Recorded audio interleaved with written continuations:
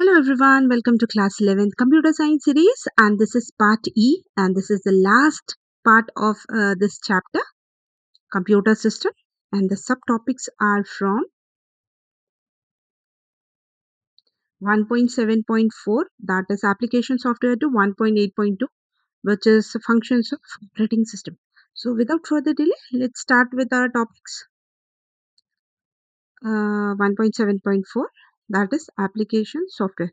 Before application software, in part D, we have completed, हमने कौन कौन सा देखा था, that is जो 3 important softwares है. First was your system software with the topmost priority, system software. Then the second one was your programming tool,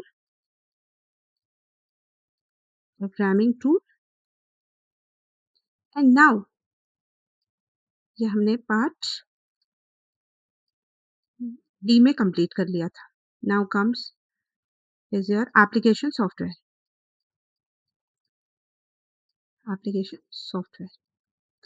System software example is your operating system. System software का आपका इन तीनों softwares में top most priority होता है. मतलब without operating system, without system software आपका system work नहीं करेगा. और सिस्टम सॉफ्टवेयर का एग्जांपल क्या है? Operating system. प्रोग्रामिंग टूल्स, इसके थ्रू, प्रोग्रामिंग टूल्स के थ्रू आप कोड्स लिखते हो, प्रोग्राम्स लिख सकते हो, या फिर इंस्ट्रक्शंस जो है वो सिस्टम को देते हो, हार्डवेयर को, जिसके थ्रू हार्डवेयर वर्क करता है. ठीक है, सिंपल भाषा में बोलूँ तो कोड्स लिखते हो. Clear? Then comes is application software. आपके स्पेसिफिक टास्क के लिए एप्लीकेशन सॉफ्टवेयर आप इंस्टॉल करते हो.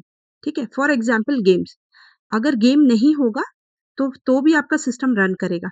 ठीक है, व्हाट्सएप नहीं हो तो भी मेरा मोबाइल फोन या सिस्टम वर्क करेगा. क्लियर? अब अच्छे से इसको देखते हैं एप्लीकेशन सॉफ्टवेयर को.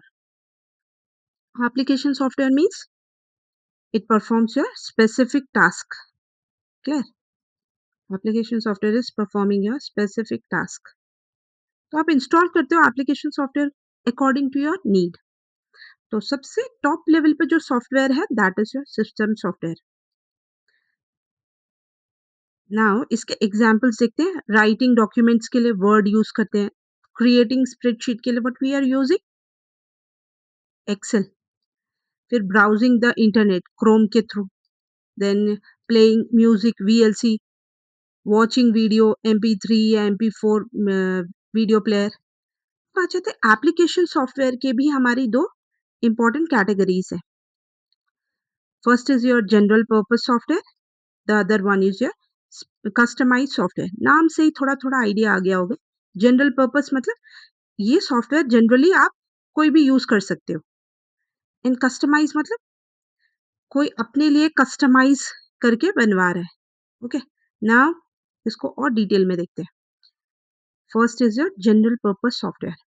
ये आपका रेडीमेड सॉफ्टवेयर है जो कि कॉमन टास्क है. फॉर एग्जाम्पल माइक्रोसॉफ्ट ने MS वर्ड बनाया, माइक्रोसॉफ्ट ने ही आपका एक्सेल स्प्रेडशीट और एक्सेस ये सब पेंट ये उसने डेवलप करा. तो कॉमनली हम अपने कोई भी सिस्टम में एक वर्जन निकाला तो वही वर्जन हम कितने मल्टीपल सिस्टम में इजीली इंस्टॉल करके यूज कर सकते हैं. That is an example of your general purpose software. ये आपका large number of users use कर सकते हैं. Suitable, it is general purpose software आपका सुटेबल कहाँ कहाँ पे है? Personal, educational and office works में. Example is your Microsoft Word, Excel. Just go through this examples. Clear? It means general purpose is your one software, many users. Hope it's clear now. Coming to customize. Customize software means आप specifically एक organisation या individual के लिए develop करते हो. ठीक है, तो अगर आप स्पेसिफिकली एक ऑर्गेनाइजेशन या एक इंडिविजुअल के लिए मुझे एक सॉफ्टवेयर डेवलप करना है तो उसके चार्जेस भी एक अच्छे खासे लेंगे. क्लियर? उसकी नीड्स के अकॉर्डिंग सॉफ्टवेयर डेवलप करना पड़ेगा. ठीक है, एग्जाम्पल्स हैं आप school management system, hospital management system, banking software, etcetera etcetera. Website, best example is your website. Clear? आप अलग-अलग डेवलपर को हायर करते हो ना, डेवलपर को हायर करोगे कि मेरे कंपनी के लिए एक वेबसाइट डेवलप करो, फिर आप स्पेसिफिकेशंस देते हो, ये चीज़ें होनी चाहिए उसमें, क्लियर? तो उसके accordingly you have to pay him. Now it is custom built for specific purpose. Now, the difference between your general purpose and customized software. General purpose software, they are ready-made software used by many users, perform common task and lower development cost. Example is your MS Word. Clear? Now, customized software क्या है? It is developed for a specific need. और तो फिर specific need है तो particular organisation के लिए ही वो डेवलप होगा और आपका वो स्पेशलाइज टास्क ही परफॉर्म करेगा। अगर ऐसा करेगा तो उसके लिए इतनी सारी रिक्वायरमेंट है तो डेवलपमेंट कॉस्ट भी उसका हाई होगा। Example school management system, hospital management system, website design and all. Okay, now coming to your next sub topic which is proprietary और free and open source software. देखो software का classification 3 types में था, system software, programming tools and the third one was your application software. ये था आप जिस तरीके से सॉफ्टवेयर का बेसिक क्लासिफिकेशन। आ जाते हैं सॉफ्टवेयर का जब हम डिस्ट्रीब्यूशन और लाइसेंस बेसिस पे सॉफ्टवेयर की फिर से categorisation. First is your free and open source software जिसको कि FOSS भी बोलते हैं। Next is your freeware, third one is your proprietary software. Detail में देखते हैं। First one FOSS, free and open source software. ये इसका मतलब है, नाम थोड़ा सा आपको सिग्निफाई कर रहा है कि फ्री, ये फ्रीली अवेलेबल है और इसका सोर्स कोड भी क्या है, इजीली अवेलेबल है। किसी को भी, कोई भी इसको इजीली इसके सोर्स कोड को भी एक्सेस कर सकता है और विदाउट पेइंग आप उसको यूज कर सकते हो, कोई पेमेंट करने की जरूरत नहीं है। जैसे कि इसका एग्जाम्पल है पाइथन हो गया, ubuntu, all these are the examples of your free and open source software. Open source software क्या होता है? Open source sorry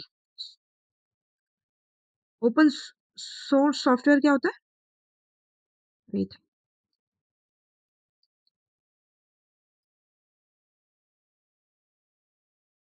open source software,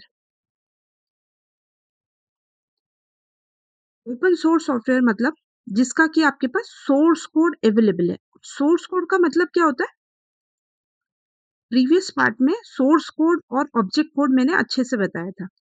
जो आप कोड लिखते हो ना किसी भी प्रोग्रामिंग लैंग्वेज में, क्योंकि आप लोग यूज करोगे पाइथन, पाइथन में एग्जाम्पल लेते हैं, पाइथन, पाइथन में आपने कैलकुलेटर का कोड लिखा, ठीक है, 100 लाइन्स ऑफ कोड, ये आपने पाइथन में लिखा, तो इसको बोलते हैं सोर्स कोड। सोर्स कोड, अब ये कोड सोर्स कोड जब ट्रांसलेट होगा, आपके ट्रांसलेटर इसको कन्वर्ट करेंगे, क्योंकि सोर्स कोड आपने पाइथन में लिखा है तो हाई लेवल लैंग्वेज है, ह्यूमन अंडरस्टैंडेबल फॉर्मेट है, इसी को ही सोर्स कोड बोलेंगे। फिर उसको आपका कंपाइलर इंटरप्रेटर कन्वर्ट करेगा मशीन अंडरस्टैंडेबल फॉर्मेट में। मशीन अंडरस्टैंडेबल, ये पाइथन लिखा है, ये आपका लो लेवल लैंग्वेज बोल देती हूँ मैं इसको, ठीक है। HLL, Python is your high level language. Convert किया इसने, ट्रांसलेटर ने कन्वर्ट किया ये आपकी हाई लेवल लैंग्वेज को लो लेवल लैंग्वेज में, तो ये क्या बन जाता है? Object code. Okay, now I think the concept of source code and object code is clear. तो free and open source software का आपका ये फ्रीली अवेलेबल है, you need not have to pay anything, plus इसका source code भी easily available है, मतलब codes इसके अवेलेबल है। तो अगर आपके पास उसके कोड्स अवेलेबल है तो वो आप यूज कर सकते हो उसको, यू कैन आप उसको मॉडिफाई कर सकते हो, इम्प्रूव कर सकते हो या फिर कुछ और एड ऑन कर सकते हो सॉफ्टवेयर में। Clear? Now moving next to freeware. Freeware मतलब द नेम इटसेल्फ सिग्निफाइज कि ये फ्रीली अवेलेबल है, फ्री ऑफ कॉस्ट, आपको कुछ पेमेंट नहीं करना है इसके लिए, तो ये आपका फ्री ऑफ कॉस्ट अवेलेबल है। सोर्स, बट इसका सोर्स कोड आपके पास यूज़र को अवेलेबल नहीं होता है। सोर्स कोड मतलब उसका कोड, जिस भी कोड में वो लिखा है ना, वो आपको अवेलेबल नहीं होगा। तो ये अगर कोड अवेलेबल नहीं है तो आप उसके कोड के साथ कुछ भी अपडेशन, डिलीशन, मॉडिफिकेशन कुछ नहीं कर सकते हो। सिर्फ़ आप उसको सॉफ्टवेयर को यूज़ कर सकते हो। क्लियर? एग्ज़ाम्पल आपका है adobe Acrobat reader, Skype.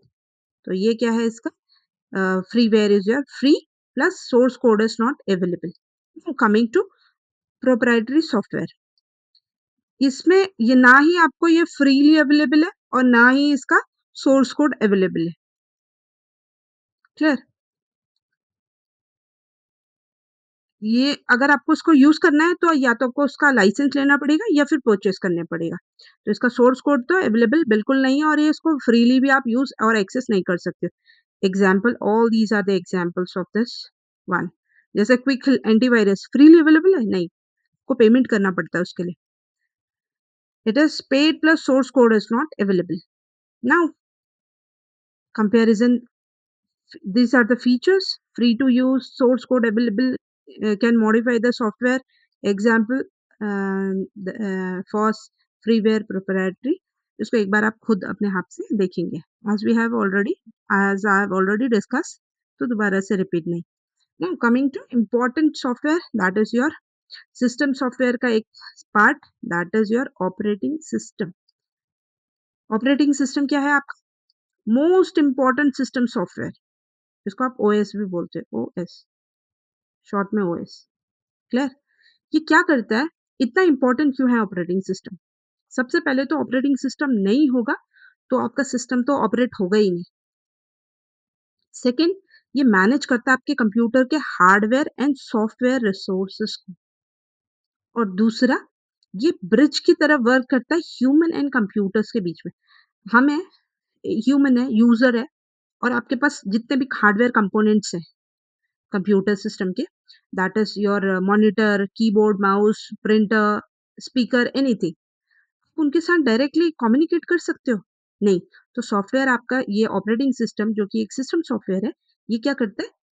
User और this is your hardware which is your monitor है, कीबोर्ड है, और ये सीपीयू कैबिनेट हो गया, प्रिंटर हो गया, any of the hardware component या एप्लीकेशन सॉफ्टवेयर भी जो इसमें इंस्टॉल है, उनके साथ कम्युनिकेट करने के लिए आपको यूजर इनके साथ डायरेक्टली ऐसे कम्युनिकेट करेगा।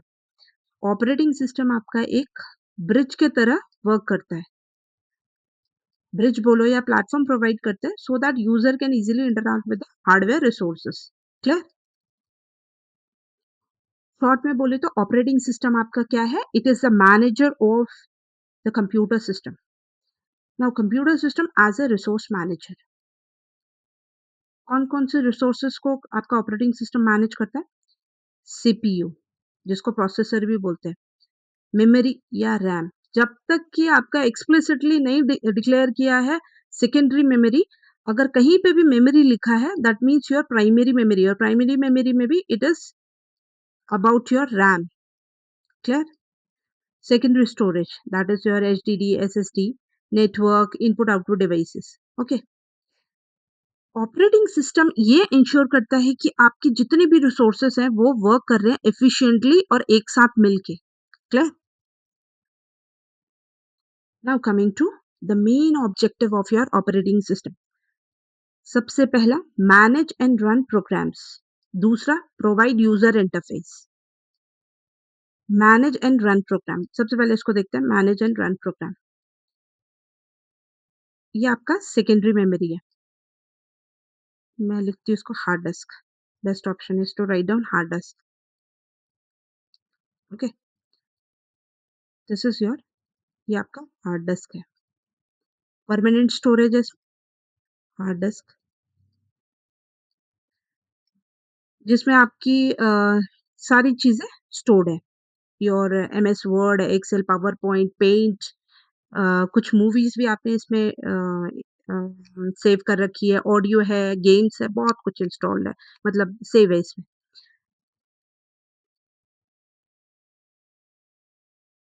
ये रैम है।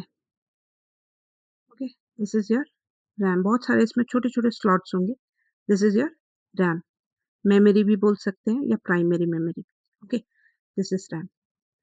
Now this is your CPU. ये सीपीयू कैबिनेट है, इसके अंदर एक सीपीयू जो मेन प्रोसेसर है वर्क करता है वो है, छोटा-सा।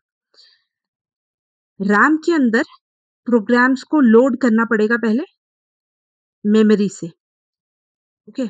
अगर आपने मूवी देखना है तो भी आपको रैम में लोड करना पड़ेगा। कोई म्यूज़िक सुनना है तो भी रैम में लोड करना पड़ेगा। पेंट में कुछ काम करना है तो भी आपको यहाँ पेंट करना है तो यहाँ पे कोई डॉक्यूमेंट रीड करना है तो भी आपको रैम में यहाँ लोड करना पड़ेगा, ओके? एक साथ अगर आप ये चारों काम कर रहे हो तो ये रैम में लोड होगा। फिर उसके बाद ये सीपीयू एक्सेस करेगा इनको कि मुझे क्या-क्या प्रोसेस करना है, वो सीपीयू एक्सेस करेगा यहाँ रैम से। CPU directly access hard disk से या सेकेंडरी स्टोरेज से नहीं करते। CPU directly access each and everything from your RAM, clear? तो ये जितना भी प्रोसेस है ना का प्रोग्राम को लोड करना मेमोरी में, फिर एलोकेट करना कि मूवी के लिए सीपीयू में कितना टाइम देना पड़ेगा, फिर पेंट के लिए कितना टाइम सीपीयू को अलॉट करना पड़ेगा, ये सब कौन डिसाइड करता है आपका? Operating system. और ये ऑपरेटिंग सिस्टम डिसाइड करेगा कि किसको कितना टाइम देना है और किस प्रोग्राम को मैंने पहले रन करना है, clear? That is the work of your operating OS, operating system, clear? Now दूसरा टास्क क्या है? ये आपको प्रोवाइड करता है यूजर इंटरफेस। यूजर इंटरफेस मतलब प्रीवियस उसमें बताया था ना, it is going to work as a bridge operating system between user and your hardware component, clear? Allow करेगा ऑपरेटिंग सिस्टम कि यूजर इंटरैक्ट कर सके हमारे कंप्यूटर सिस्टम से। यूजर की कमांड्स को वो एक्सेप्ट करेगा और एग्जीक्यूट भी करेगा, क्लियर? यूजर है, यूजर और ये फिर यूजर का इंटरफेस प्रोवाइड करेगा। Then comes is your operating system, जो कि फिर उसके बाद ऑपरेटिंग सिस्टम आपका सीपीयू, मेमोरी, इनपुट आउटपुट जो भी आपके कंपोनेंट्स हैं, उनके साथ इंटरैक्ट करता है and then is your applications. Clear? This is the whole process. देखो, यूज़र इंटरफेस आपका जीयूआई और सीएलआई होता है। Graphical user interface, command line interface, ये दोनों दोनों में से कोई भी आपका इंटरफेस प्रोवाइड हो सकता है। अब ये क्या है आगे देखेंगे। तो this is the basic process जो होता है एग्जीक्यूशन का। Now importance of your operating system starts the computer। वो फर्स्ट या सेकंड पार्ट में बताया था रोम का क्या वर्क है, फिर उसके बाद operating system booting, boot up, instructions को लोड करना, फिर उसके बाद में ऑपरेटिंग सिस्टम कहाँ पे नेक्स्ट, इसके बाद ऑपरेटिंग सिस्टम सब चीज़ों को कैसे हैंडल करता है, फिर एप्लीकेशंस को रन करना, फाइल एंड फ़ोल्डर्स को मैनेज करना, that is also a task of your operating system, security provide करना और communication between your hardware and software, then and support करता है मल्टीपल यूज़र्स एंड प्रोग्राम्स को, कौन? Operating system. These are the things which are जो कि आपका operating system देखता है, ठीक है? आ जाते हैं ऑपरेटिंग सिस्टम यूज़र इंटरफेस, मतलब यूज़र ऑपरेटिंग सिस्टम के साथ कैसे इंटरैक्ट करेगा। तो वो यूज़र इंटरफेस ऑपरेटिंग सिस्टम कौन-कौन सा प्रोवाइड करता है? यूज़र इंटरफेस के थ्रू आपका यूज़र डायरेक्टली इंटरैक्ट करता है कंप्यूटर के साथ में, क्लियर है? ये हेल्प करता है यूज़र को कमांड्स देने के लिए और इसके थ्रू रिसीव करेगा ऑपरेटिंग सिस्टम आपका कमांड्स और रिजल्ट अकॉर्डिंगली प्रोवाइड करेगा, ठीक है? तो यूज़र इंटरफेस मतलब कम्युनिकेशन जो कि आपका यूज़र और कंप्यूटर के बीच में होता है। यूज़र और कंप्यूटर सिस्टम के बीच में जो कम्युनिकेशन है, okay, that is your user interface. अब आ जाते हैं यूज़र इंटरफेस कितने टाइप के होते हैं। एक हो सकता है आपका first is your command based interface. Command based interface मतलब जिसमें आप कमांड लिखते हो, कीबोर्ड का यूज़ करते हैं सिर्फ इसमें। कमांड लिखना है ना, इसमें टेक्स्ट आप एंटर करोगे और इसके थ्रू ही इंटरैक्शन होगा। Then second one is your graphical user interface. Graphical user interface मतलब जिसमें आपका ग्राफिक एलिमेंट्स इंक्लूडेड रहते हैं, जैसे कि विंडोज़, आइकन, मेन्यूज़ जो आप यूज़ कर रहे हो that is your graphical user interface. Graphical is command line interface का एग्ज़ाम्पल है एमएस-डॉस। एमएस-डॉस ये आपका एक ऑपरेटिंग सिस्टम था जो कि कमांड लाइन इंटरफेस यूज़ करता था। सिर्फ़ आपको कमांड लिखना पड़ता था।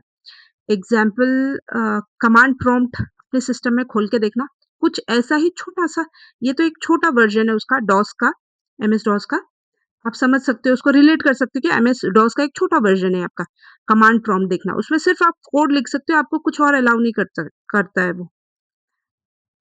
तो कमांड लाइन इंटरफ़ेस में आप सिर्फ़ कमांड यूज़ करते हो टेक्स्ट फॉर्म में और यूज़ करने के लिए कीबोर्ड ऑप्शन है। Then coming to graphical user interface जो इंटरफ़ेस आप प्रेज़ेंट अभी यूज़ कर रहे हो, ठीक है? जिसमें कि आपके आइकन्स बने होते हैं, विंडोज़, मेन्यूज़, ग्राफ़िक्स दिखता है ना फ़ोल्डर के लिए अलग आइकन बना होता है। फिर टेक्स्ट डॉक्यूमेंट है तो उसके लिए एक अलग आइकन होता है। तो that is all about your graphical user interface. ये अलाउ करता है आपको टेक्स्ट कीबोर्ड और माउस दोनों अलाउ करता है। Then is your touch based interface जिसमें आप टच के थ्रू इंटरैक्ट करते हो। जैसे mobile screen that is your best example of your touch based interface and then is your voice based interface जिसमें आप बोल के स्पीच के थ्रू ठीक है, वॉइस कमांड देते हो। For example Siri and Alexa, all these are examples of your voice-based interface. Now coming to your gesture-based interface, जिसमें आपका हैंड मूवमेंट, बॉडी का मूवमेंट ये डायरेक्टली सेंसर्स सेंस करते हैं। ओके, नाउ एक-एक करके इनको देखते हैं। सबसे पहले कमांड बेस्ड इंटरफेस, इसमें आप टेक्स्ट कमांड एंटर करते हो कीबोर्ड के थ्रू। तो इनपुट डिवाइस सिर्फ और सिर्फ क्या है इसमें command line command based interface में that is your keyboard input device. Example is your MS-DOS and Unix. इसका जनरली यूज़ होता है आपका प्रोग्रामर और सिस्टम एडमिनिस्ट्रेटर्स इसको जनरली यूज़ करते हैं, ठीक है? और कमांड्स आपको बहुत सारी याद करनी पड़ती हैं, जैसे मूव करना है तो एमडी, एमडी कमांड करना है, मूव डायरेक्टरी एमडी होता है, चेंज डायरेक्टरी सीडी होता है, ये आपको याद रखनी पड़ती है। ऐसे ही क्लियर करने के लिए स्क्रीन को तो सीएलआर ऐसी कमांड्स होती हैं, तो बहुत सारे कमांड्स आपको याद रखनी पड़ती हैं। Then is your second interface जो है that is your graphical user interface. इसको ज़्यादा एक्सप्लेन नहीं करूँगी, जो आप प्रेज़ेंटली विंडोज़ यूज़ कर रहे हो माइक्रोसॉफ्ट विंडोज़ या मैक ओएस ये जितने भी हैं जिसमें आपको कमांड लिखना नहीं है, सिर्फ़ स्क्रीन में माउस के थ्रू या अगर टच स्क्रीन है तो उसमें टच के थ्रू आप यूज़ करते हो उसको, कमांड देते हो, तो that is your graphical user interface.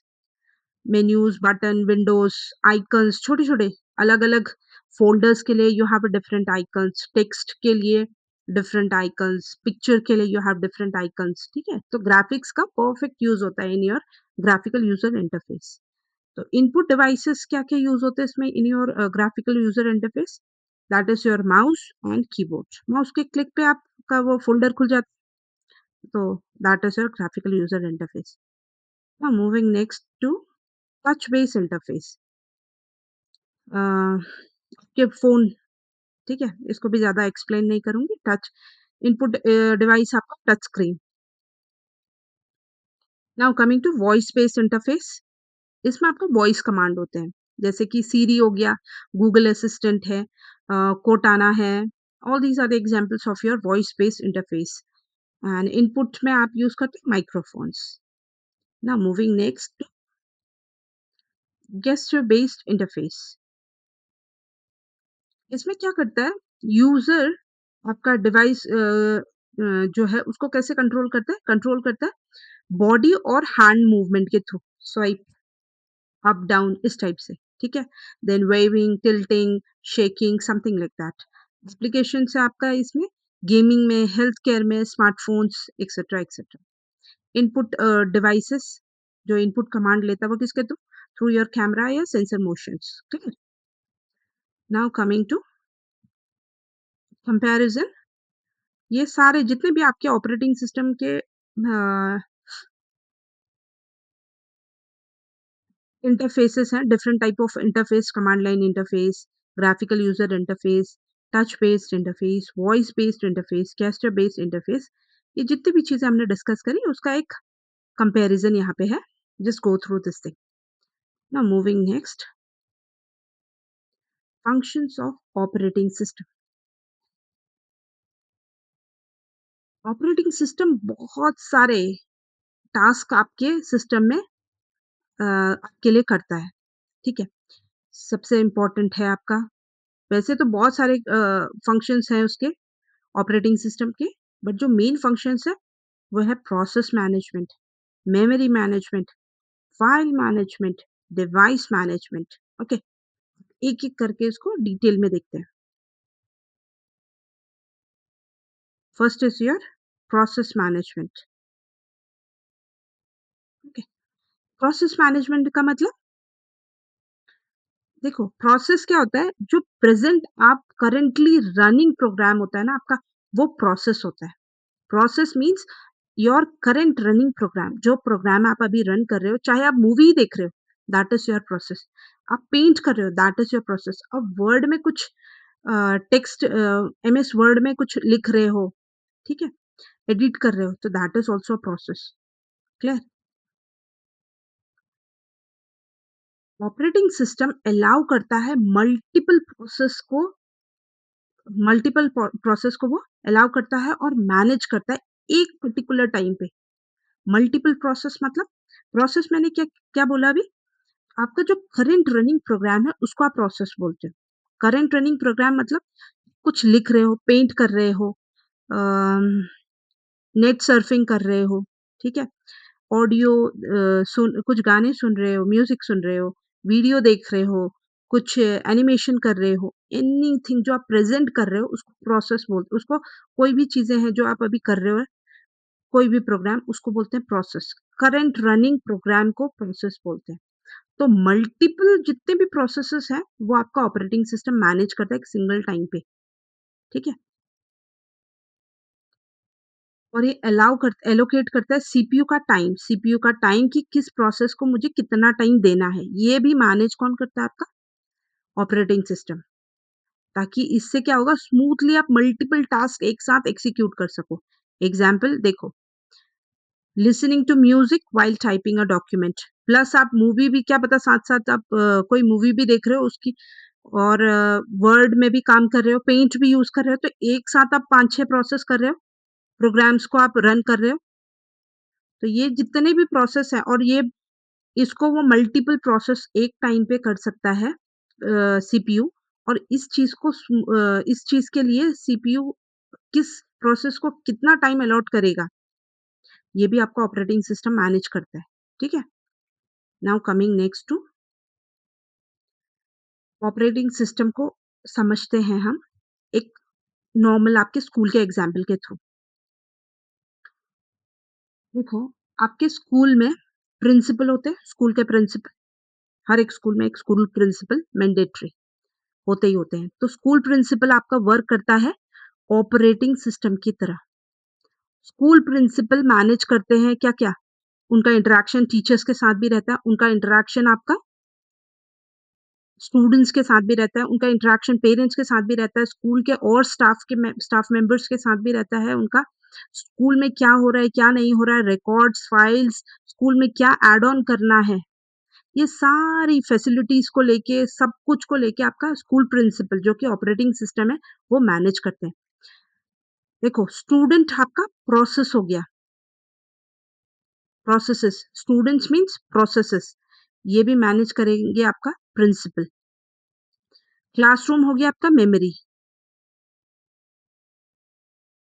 Classroom क्या है, memory allocated to student. Student is your process. कौन सा, कितने सारे प्रोसेस होते हैं, मल्टीपल प्रोसेसेस हो सकते हैं, तो मल्टीपल स्टूडेंट्स क्लासरूम को अलॉट होंगे।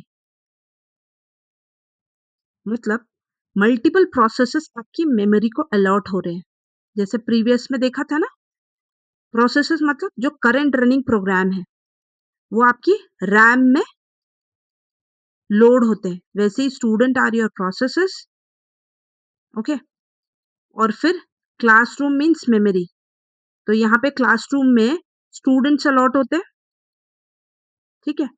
School records are your files, जिसको कि आप क्या करते हो? ऑर्गेनाइज और प्रोटेक्टेड रखते हैं। कौन? स्कूल प्रिंसिपल, ठीक है? Then school facilities means devices. School facilities में क्या-क्या हो सकता है?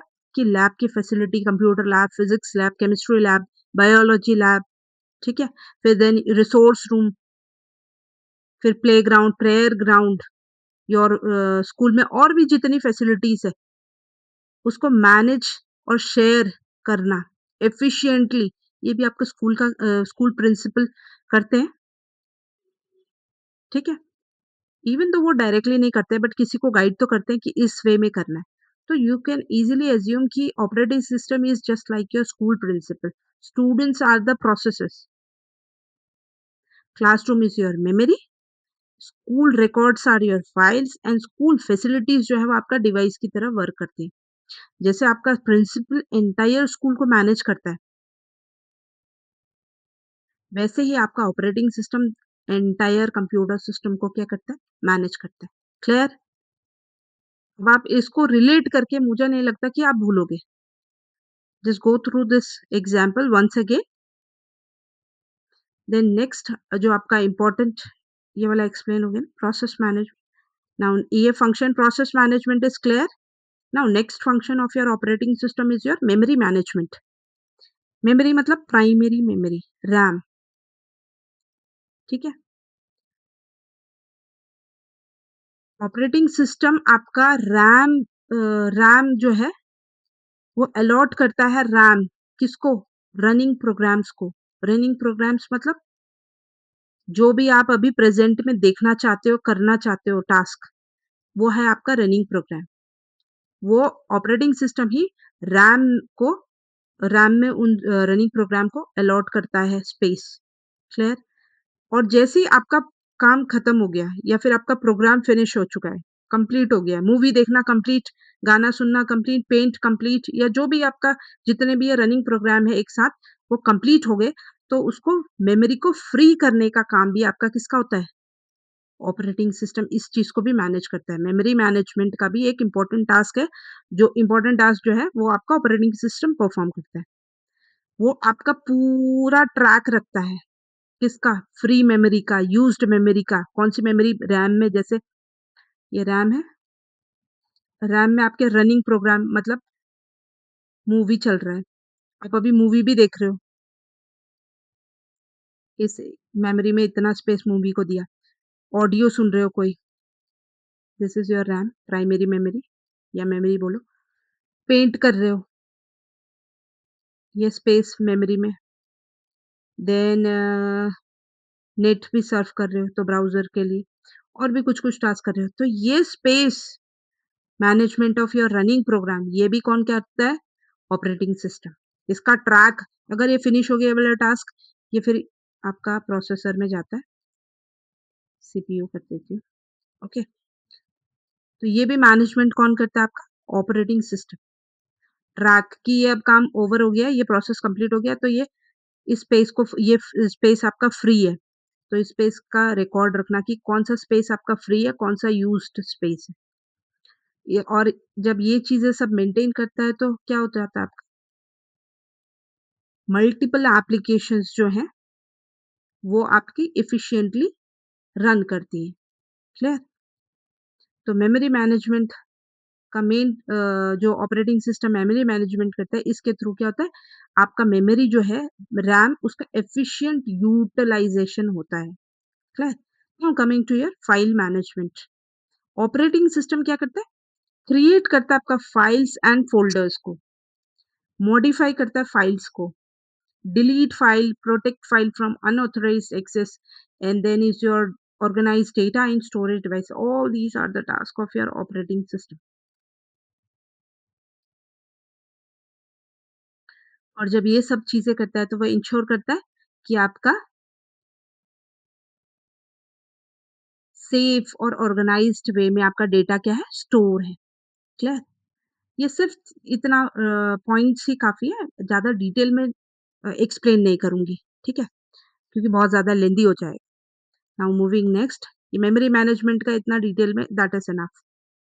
Now moving next to device management, ये भी ऑपरेटिंग सिस्टम का एक और इम्पोर्टेंट टास्क है।